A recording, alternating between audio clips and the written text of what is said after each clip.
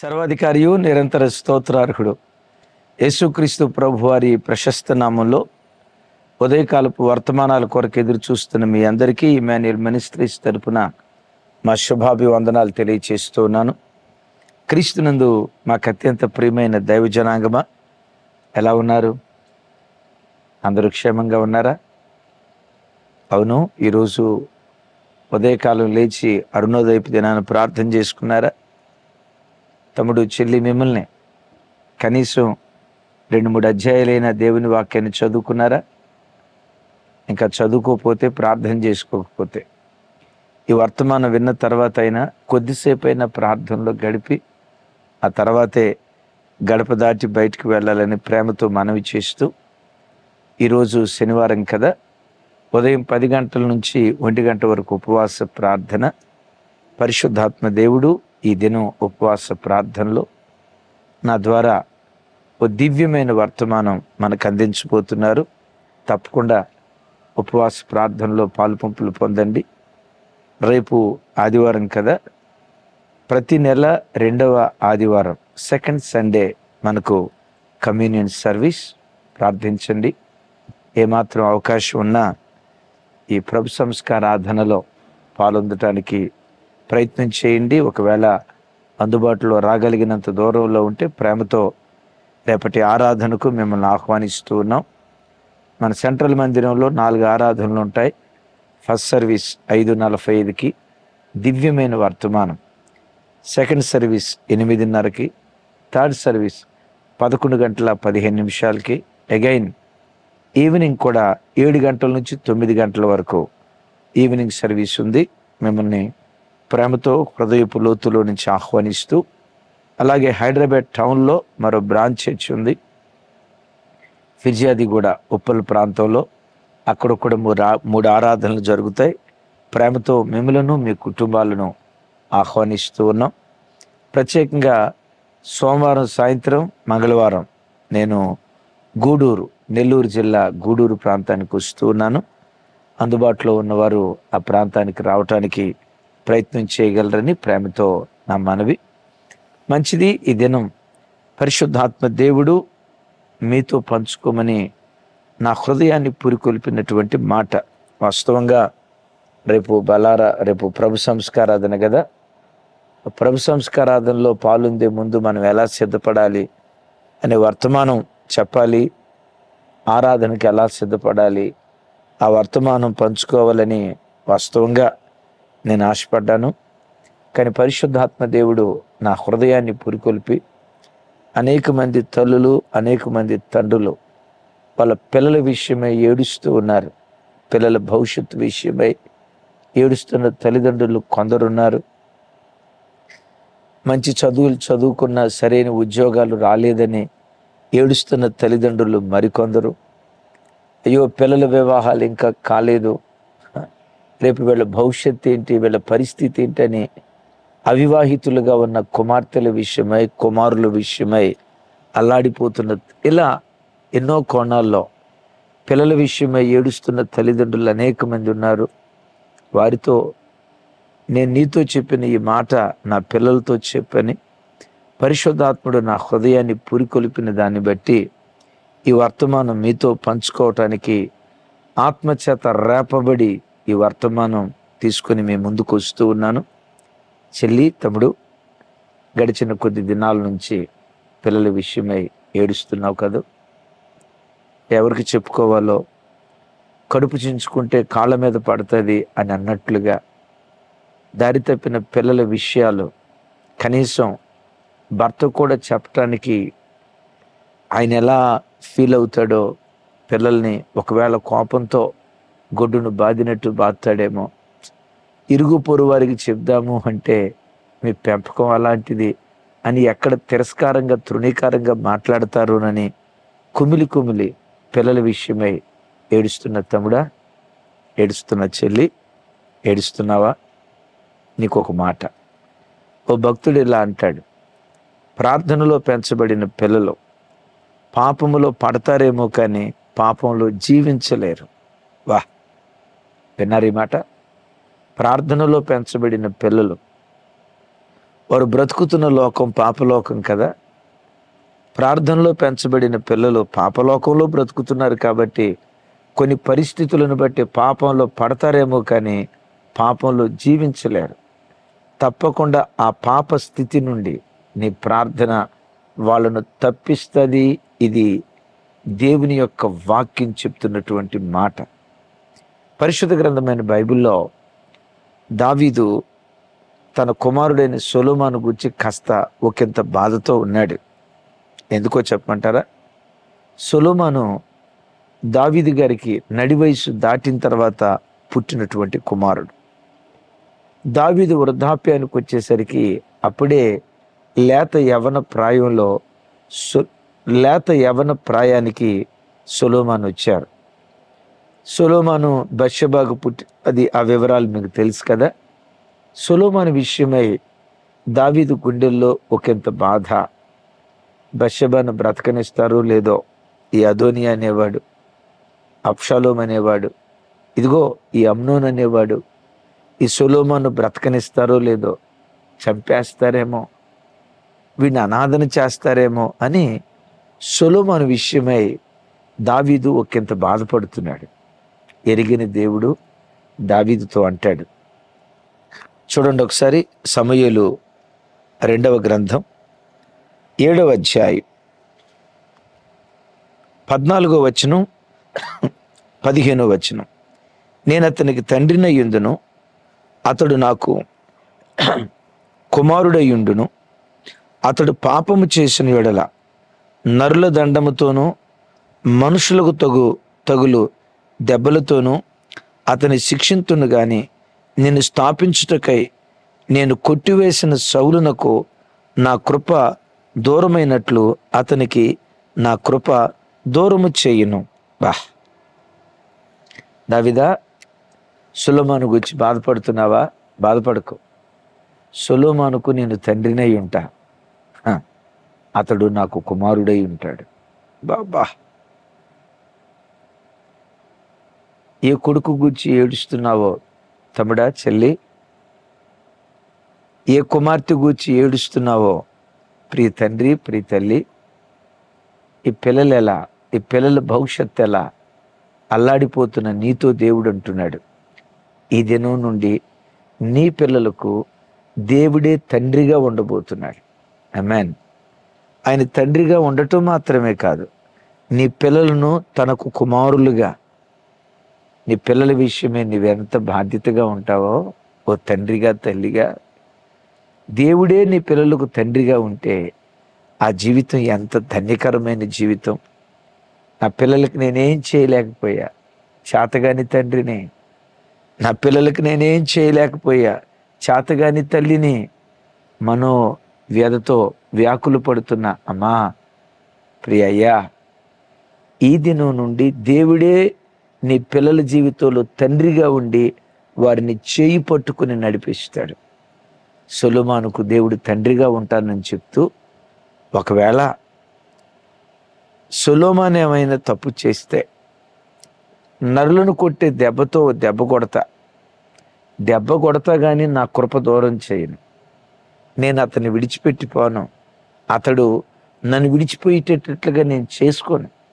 నిజమే, ఏ తండ్రి అయినా పిల్లల్ని దూరం చేసుకోవాలనుకుంటాడా? తప్పు చేస్తే క్రమశిక్షణలోకి తీసుకురావటానికి శిక్షిస్తాడు, కానీ ఏ తండ్రి శిక్షాదండంతో తన పిల్లను దూరం చేసుకోడు. నా చిన్నతనంలో ఒక తల్లి ఉంది, ఆ తల్లి పేరు శివమ్మ. ఆ తల్లికి ఏకైక కుమార్తె. ఎంత అద్భుతమైన తల్లి అంటే ఆ తల్లి ఎప్పుడైనా కూతురు చిన్న తప్పేం చేయదు ఆ బిడ్డ, చిన్నమ్మాయి. ఎప్పుడైనా చిన్నపిల్ల మట్టిలో ఇట్లా ఆ చిన్నపిల్లని ఒకే ఒక కూతురు అని చెప్పే కదా, లేక పుట్టిన బిడ్డ. ఎప్పుడైనా ఆ బిడ్డను తప్పు చేస్తే పెట్టమని ఒక దెబ్బ కొట్టింది అనుకో, దెబ్బ కొట్టి తల్లి ఏడ్చింది. ఆ కూతురు ఏం చేస్తో తెలుసా? వాళ్ళ అమ్మని చూసి పకాపకా నవ్వుతుంది. దెబ్బతింది అమ్మాయి, కొట్టింది తల్లి, ఏడవలసింది కూతురు, ఏడ్చేది తల్లి. ఎందుకు? ఏ తల్లి తన బిడ్డలను చావబాదాలనుకుంటుందండి? ఏ తండ్రి తన బిడ్డలను చావబాదాలనుకుంటాడండి? మామూలుగా మాటలకంటాడు, నువ్వు సచ్చేటట్టు కొడతావురా, నా చేతుల్లో నువ్వు చస్తావురా, సచ్చేవి రోజు అని అంటాడే కానీ ఏనాడైనా చావబాదుతాడా? నేనంట, మనం చెడ్డ తండ్రులమై ఉండగా, మనం చెడ్డోళ్ళం అంటే దేవునితో పోలిస్తే, మనం చెడ్డ తండ్రులమై ఉండగా మన పిల్లలను అంత ప్రేమగా మనం చూసుకుంటా ఉంటే, తమ్ముడా నీ దేవుడు ఇంకెంత ప్రేమ కలిగిన వాడు కదా. ఒకవేళ నీ పిల్లలు దారి తప్పితే, ఈరోజు దారి తప్పినట్టు కనపడుతున్నారా? శిక్షా దండాన్ని ప్రదర్శించి ఏ విధం చేతనైనా మరలా తన సన్నిధికి నీ పిల్లలను దేవుడు తెచ్చుకుంటాడు. నీ ప్రార్థన వ్యర్థం కాదు. లోకంలో ఎంతోమంది ఈ కాలంలో వాడబడుతున్న గొప్ప దైవ సేవకులు, వాళ్ళు చెప్పే మాట ఏంటో తెలుసా? మా బాల్య దినాల్లో, యవ్వన దినాల్లో దారి తప్పాం, తల్లిదండ్రులకు రోదన కలుగు చేశాం. ఆ తల్లిదండ్రుల ప్రార్థనే ఈరోజు మమ్మల్ని దేవుని చెంతకు నడిపించిందని ఎంతమంది భక్తుల సాక్ష్యం మీరు వినలేదు? ఎస్, సెయింట్ అగస్టీన్ అనే ఓ దైవ సేవకుని పేరు మీరు వింటారు కదా. ఆయన పేరు అగస్టీన్, కానీ ఏమంటారో తెలుసా? సెయింట్ అగస్టీన్ అంటే పునీతుడైన అగస్టీన్ అనని. ఒకప్పుడు అగస్టీన్ ఎవరో తెలుసా? పరమ దుర్మార్గుడు, పరమ పాపి, భయంకరమైన అపవిత్రుడు. తన కొడుకు రక్షణ కోసం కొన్ని సంవత్సరాల పాటు తల్లి ఏడ్చింది. తల్లి ఎంత ఏడ్చిందో, ఎంత ఎక్కువ ఏడ్చిందో కొడుకు అంత దుర్మార్గుడయ్యాడు.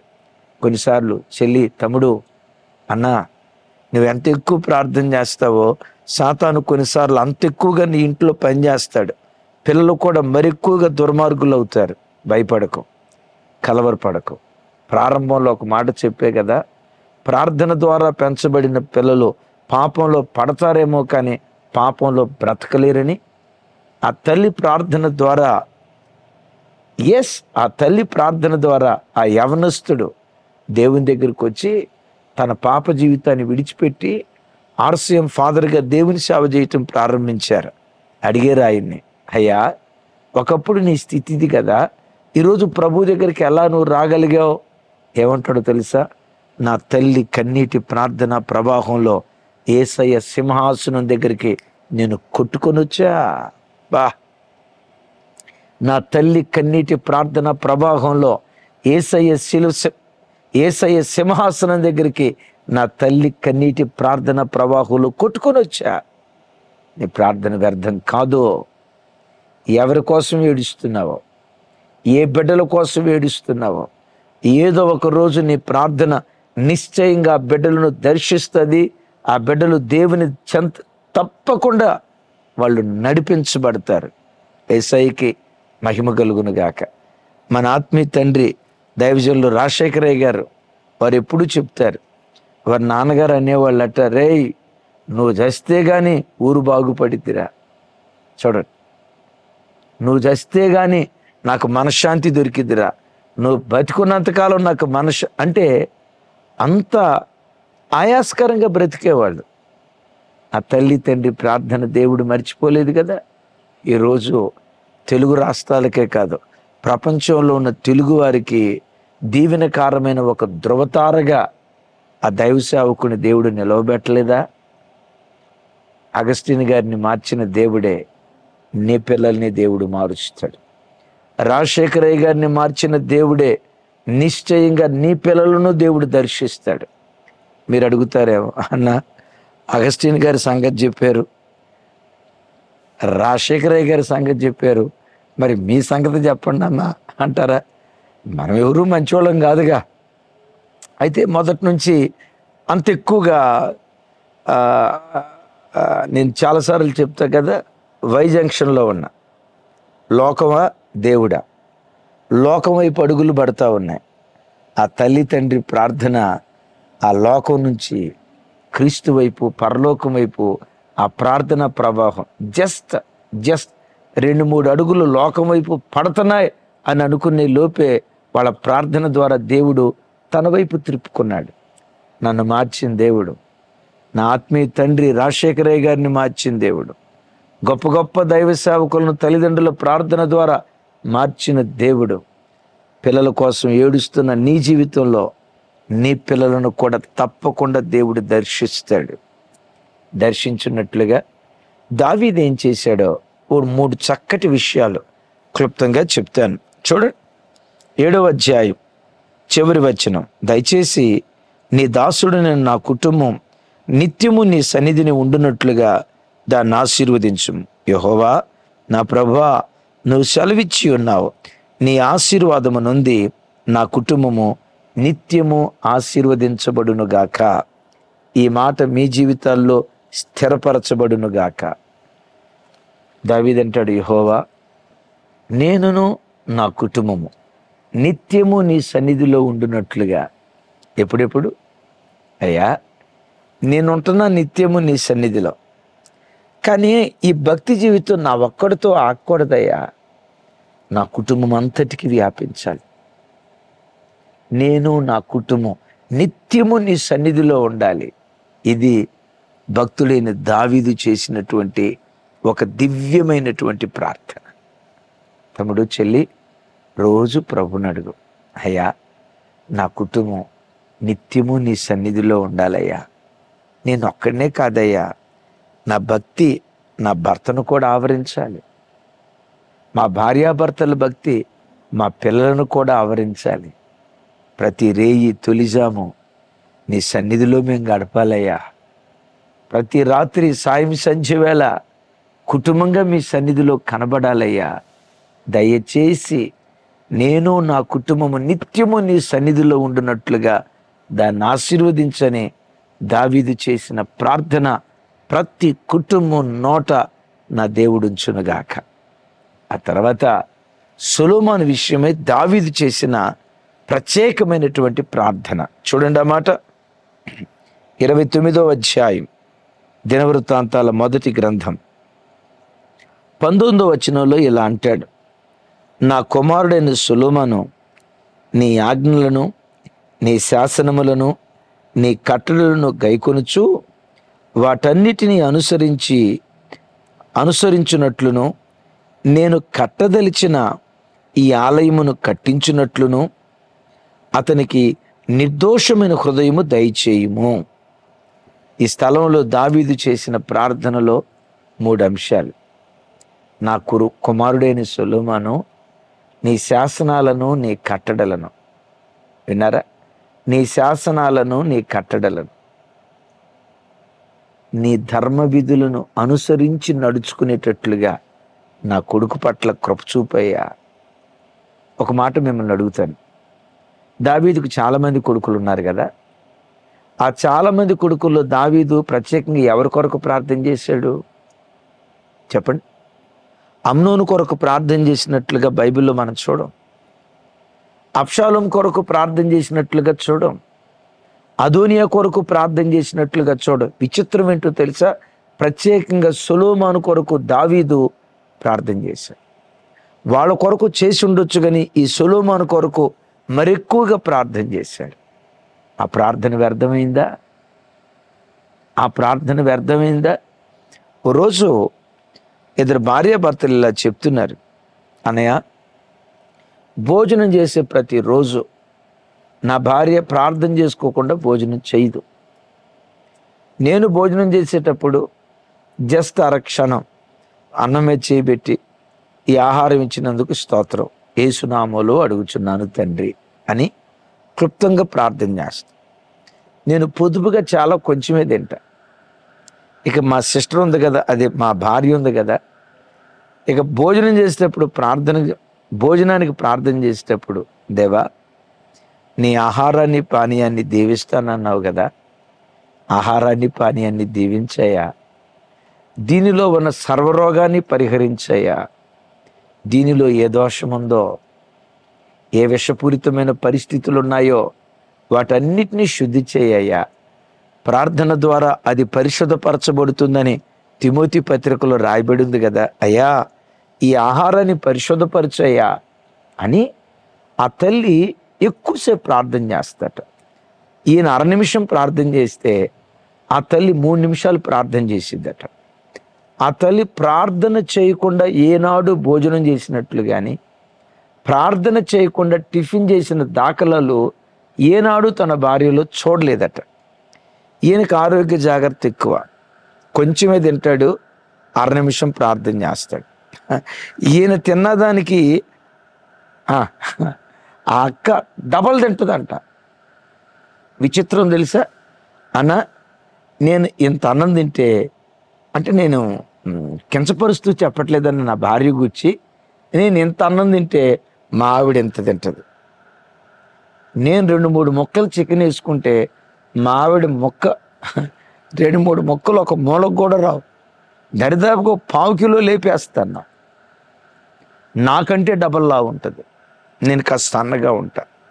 కానీ విచిత్రం ఏంటంటే, ఆ మధ్య చెకప్కి వెళ్తే నాకు బీపీ వచ్చింది, షుగర్ వచ్చిందన్న, మా ఆవిడికి బీపీ షుగర్ ఆనవాళ్ళు కూడా లేవన్నా. నాకు అర్థం కాల. నేను భోజనం చేసినప్పుడు ఏమనుకుంటాను తెలుసా, తింటం ఎంత తింటదే, మళ్ళీ దీనికి తోడు ప్రార్థన. నోరు కట్టుకోవచ్చుగా, ప్రార్థన చేసినంత మాత్రం బీపీలు షుగర్లు రాకుండా ఉంటాయా? మరో మాట, ఆ తల్లి ప్రార్థన చేసేటప్పుడు అంటా ఉంటుందట, ఏమన్నా తెలుసా, బీపీలు షుగర్లు రాకుండా కాపాడయ్యా అని కడుపు నిండా తింటుందట. ఈయన మనసులో అనుకునేవాడట, కడుపు నిండా తింటా, ఇదే ప్రార్థన రా, ప్రార్థన కాపాడుతుంది కానీ మరి అట్లా ఎట్లా అని అనుకుంటా ఉండేవాడట. చెప్తూ అంటాడు, అన్న ఒక చిన్న ప్రార్థన నా భార్యకు ఆయుష్ను ఆరోగ్యాన్ని ఇచ్చిందన్న. భోజనం చేస్తా ఇంతసేపు ప్రార్థన అని చాలాసార్లు కసురుకున్నా, విసుక్కున్నా, ఆ చిన్న ప్రార్థన ఆయుష్ ఆరోగ్యాన్ని ఇచ్చిందన్న. దావీదు సొలొమోను కొరకు ప్రార్థన చేశాడు. అఫ్కోర్స్ సొలొమోను కాస్త దారి తప్పాడు. దారి తప్పిన సొలొమోను దారి తప్పిన స్థితిలోనే ఉన్నాడా? ఆ తర్వాత ప్రభు తట్టు తిరిగి ప్రసంగి గ్రంథం, అద్భుతమైన గ్రంథం రాశాడు. మీకు తెలుసా, యవన వయసులో సొలొమోను సామెతలు రాశాడట. నడి వయసులో, వింటున్నారా, నడి వయసులో పరమగీతాలు రాశాడట. వృద్ధాప్యంలో ప్రసంగి గ్రంథం రాశాడట. ముగింపుకు వచ్చి అంటాడు కదా, మానవ కోటికి విధి ఇదియే, దేవుని యందు భయభక్తులు కలిగి బ్రతకటానికి మించిన దీవెన ప్రపంచంలో మరొకటి లేదు, ఇదే, దిస్ ఈజ్ మై కంక్లూషన్ అని సొలొమోను కంక్లూడ్ చేస్తాడు. ప్రభు తట్టు తిరిగాడు. దేని బట్టో చెప్పంటారా? తండ్రి చేసిన ప్రార్థన. తల్లి తండ్రి ప్రార్థనలో పెంచబడిన పిల్లలు పాపంలో పడతారేమో కానీ పాపంలో జీవించరు. సొలొమోను కొరకు దావీదు చేసిన ప్రార్థనలో తర్వాత ఏమంటాడు తెలుసా, నేను మందిరాన్ని కట్టదలిచానయ్యా, నేను కట్టలేకపోయా. నేను కట్టాలనుకున్న దాన్ని నా కొడుకు కట్టేటట్లుగా బలపరచు. తల్లి, చెల్లి, తమ్ముడు, నీ జీవితంలో నువ్వు చదువుకునేటప్పుడు, వ్యాపారం చేసేటప్పుడు ఎన్నో కలలు కన్నావు, ఫెయిల్ అయ్యావా? దావీదు కూడా మందిరం కట్టాలని కలలు కన్నాడు, ఫెయిల్ అయ్యాడు. తాను ఫెయిల్ అయినా తన కొడుకు 100% సక్సెస్ అయ్యాడు. తన తండ్రి డ్రీమ్ కొడుకు ఫుల్ఫిల్ చేశాడు. గతంలో నువ్వు యవ్వన వయసులో ఉన్నప్పుడు ఓ ఉన్నతమైన చదువుకోవాలనుకున్నావు. ఆ రోజుల్లో ఉన్న ఆర్థిక ఇబ్బందిని బట్టో, చదువు పట్ల నీకు ఆసక్తి లేకపోవటాన్ని బట్టో నువ్వు అంత ఉన్నతమైన ఉద్యోగం సాధించలేకపోయావు, చదువుకోలేకపోయావా? నువ్వు సాధించలేని విజయం నీ పిల్లలు సాధించేటట్లుగా దేవుడు బలపరుచునుగాక. అదే ప్రార్థించే.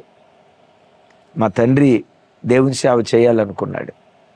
ఆయన ప్రార్థన చేసుకున్నాడట, ప్రభు నన్ను సేవకు పిలువు అని. ప్రభు మౌనంగా ఉన్నాడట. సో ఆయన సేవకు రాలేకపోయాడు. అయితే ఆయన ఏమని ప్రార్థన చేసుకున్నారంటే, నా కొడుకుల్లో ఒక్కడినైనా సేవకుడిగా చేయయ్యా, నేను సేవ చేయాలని ఆశపడ్డా, నేను చేయలేకపోయా, నా కొడుకుల్లో ఒక్కడైనా సేవకుడు కావాలయ్యా ప్రార్థన చేశాడు. నా తండ్రి కన్న కళ ఆ కృపగల దేవుడు, ఎస్, నా తండ్రి కళ నెరవేర్చిన దేవుడు, దావీదు కళ నెరవేర్చిన దేవుడు, నిశ్చయంగా నీ కళ కూడా నీ పిల్లల ద్వారా దేవుడు నెరవేరుస్తాడు. పిల్లల విషయమై ఏడవకు, ధైర్యంగా ఉండు. ఆఖరి మాట, నీ మందిరం కట్టించున్నట్లుగా నిర్దోష హృదయం దయచేయి అంటాడు. ఓ విలువైన మాట. బిడ్డల కొరకు ఎప్పుడు ఆశీర్వదించు అని ప్రార్థన చేయటం కంటే ఆ ఆశీర్వాదాన్ని పొందటానికి తగిన జీవితం నా బిడ్డకు దయచేయి అని ప్రార్థన చేయటం మంచిది.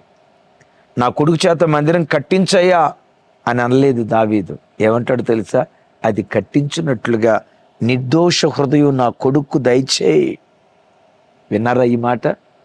ఎప్పుడు దేవా నీ ఆశీర్వాదాన్ని పొందుకోవటానికి నా బిడ్డ తగినవాడిగా బ్రతకాలయ్యా, తగిన జీవితం జీవించాలయ్యా, తగినవాడిగా నా బిడ్డను బ్రతికించయ్యని పిల్లల కొరకు ఆశీర్వదించమని ప్రార్థన చేయటం కాదు, కానీ ఆ ఆశీర్వాదం పొందటానికి యోగ్యులుగా వారు బ్రతికేటట్లుగా బలపరచయ్యా ప్రార్థన చేయటం ఇది దివ్యమైన పద్ధతి.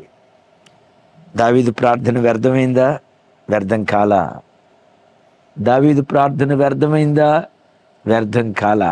మరలా దావీదు ప్రార్థన వ్యర్థమైందా? వ్యర్థం కాలా. ఏమంటాడు? అతనికి నేను తండ్రినయ్యుందును, అతడు నాకు కుమారుడై ఉంటాడు. అద్భుతం చెప్పమంటారా? అదే దావీదు వంశావళిలో యేసుక్రీస్తు వారు ఉద్భవించారు. యేసుక్రీస్తు వారు పరలోకపు తండ్రికి కుమారుడు. ఆ పరలోకపు తండ్రి యేసయ్యకు తండ్రి.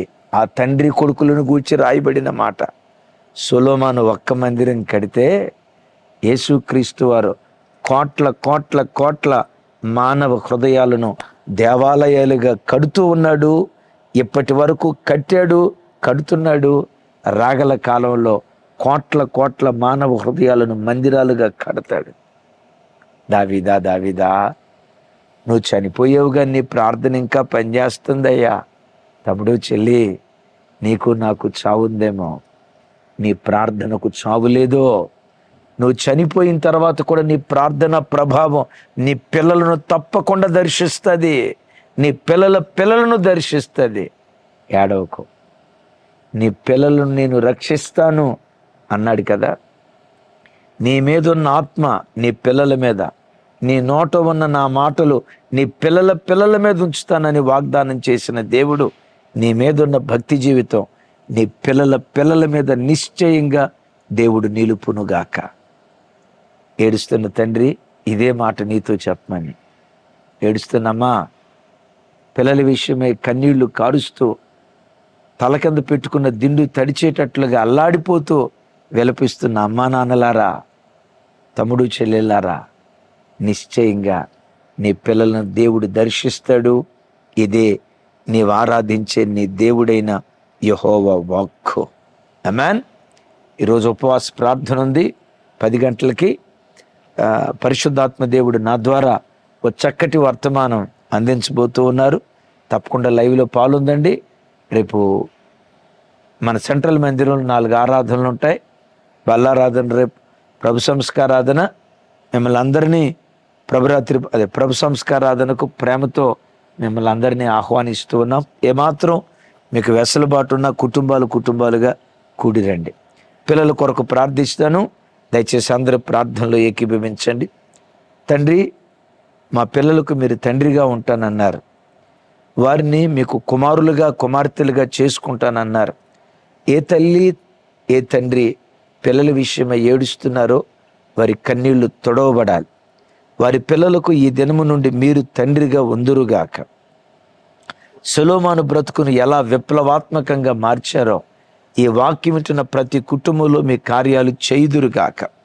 వ్యసనాలకు బానిసలై పాపాన్ని జుర్రుకుంటూ అపవిత్రపు రుచులు మునిగి తేలుతున్న ప్రతి యవ్వన బిడ్డ కొరకు ప్రార్థిస్తున్నాను. ఇప్పుడే ఈ గడియలోనే ఆ యవ్వన బిడ్డలను దర్శించుదురుగాక. అవును నాయన, అగస్టిన్ తల్లి కన్నీటి ప్రార్థన ప్రవాహంలో మీ సింహాసనం దగ్గర కొట్టుకొని వచ్చినట్లుగా ప్రార్థన చేస్తుండగా ఇప్పుడే ఈ గడియలోనే ఆ పిల్లలు మీ తట్టు తిరుగుదురుగాక. ఆ పిల్లలు ఇప్పుడు ఎక్కడున్నారో, ఏ స్థలంలో ఉన్నారో, ఏ తల్లి పిల్లల విషయమై ఏడుస్తుందో యేసు నామం పేరిట ఇప్పుడే ఈ ప్రార్థన యవ్వన బిడ్డలను తాకునుగాక, ఆ యవ్వన బిడ్డలను దర్శించునుగాక. కొందరు ఉద్యోగాలు లేవని ఏడుస్తున్నారు స్వామి. అయ్యా, పిల్లల వివాహాలు కాలేదని ఏడుస్తున్న తల్లిదండ్రులు ఉన్నారు. వారికి ఇంకా సరైన భవిష్యత్తు లేదు, జీవితంలో ఇంకా సెటిల్ కాలేదని తల్లడిల్లిపోతున్న అమ్మా నాన్నలు ఉన్నారు. అయ్యా, ఆ బిడ్డలందరినీ మీరు స్థిరపరచుదురుగాక. నేను కట్టదలిచిన మందిరాన్ని ఈ కుమారుడు కట్టించాలి అని అన్నాడు కదా. తల్లిదండ్రులు వారు చదువుకునే కాలంలో వారు ఏ కలలు కన్నారో, ఏ కలలు కలలుగా మిగిలిపోయాయో, ఆ కలలు కుమారుల ద్వారా యేసు నామం పేరిట నిజరూపం దాల్చునుగాక. ఆ కలలో నిజరూపం దాల్చునుగాక. ఓ తల్లిదండ్రులు సాధించలేని విజయాలు వారి పిల్లలు సాధించుదురుగాక. అవును నాయన, ఈ ఆశీర్వాదం పొందటానికి ప్రతి బిడ్డకు నిర్దోష హృదయం దయచే, తగిన గుణాలు దయచే, మీ దీవెన పొందుకోవటానికి హక్కుదారులుగా స్వభావం ద్వారా మీరు మార్చి మహిమ పొందమని ప్రతి తల్లి తండ్రి కన్నీరు మీరు తుడుస్తున్నందుకు స్తోత్రాలు. యేసు నామం పేరిట ప్రార్థించి స్తుతించి పొంది ఉన్నాను తండ్రి, ఆమేన్. తండ్రి అయిన దేవుని ప్రేమ, కుమారుడైన యేసుక్రీస్తు వారి దివ్య కృప, పరిశుద్ధాత్మ దేవుని సహవాసం మనకు సకల పరిశుద్ధులకు సదా తోడయుండి నడిపించునుగాక. ఆమేన్, ఆమేన్. Thank you. కృపా సమాధానాలు మనందరికీ తోడయుండునుగాక.